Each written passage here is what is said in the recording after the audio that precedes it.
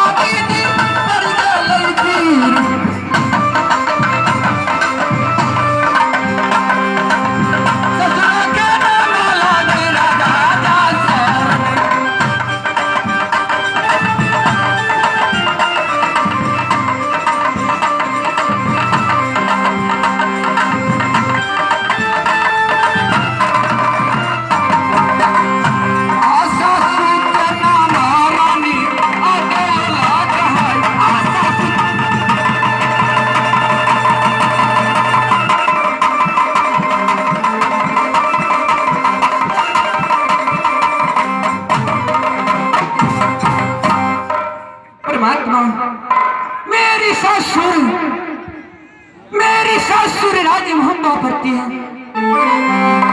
ससुर के नाम राजा दासर है तो सासू के नाम रानी। परमात्मा एक तो देवर है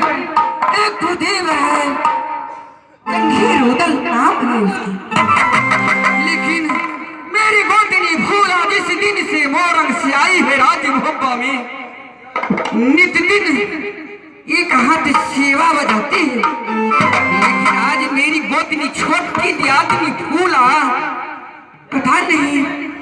मैं अपनी महलों से निकली हूँ तो एक बार भी आवाज भी नहीं सुनी हूँ। मैं देखती हूँ कि मेरी गोतनी फूला कितनी नींदों में सो गई है। अब बरलाई जरूरी गई गोतनी, अब हमारा ये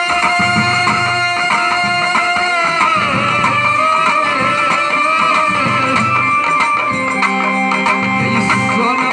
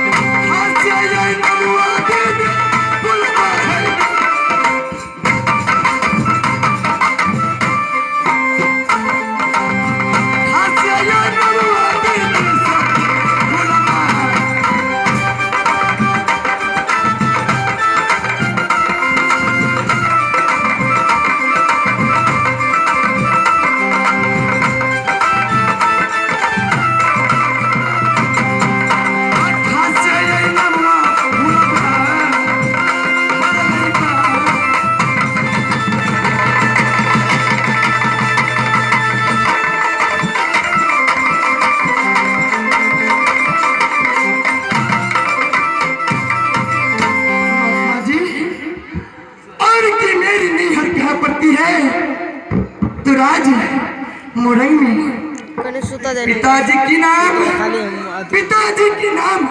राजा महिपाल सिंह पड़ती है।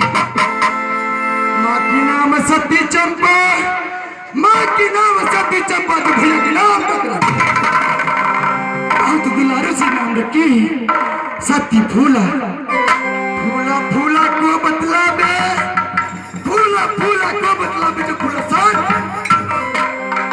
रामन सरसों हाथ से मोले, रामन चौहान से मुझे 3 मन तेल किया, साज दिखाई भोले इंद्र को, साज दिखाई भोले इंद्र को, तब तूने हमरा कहा सुना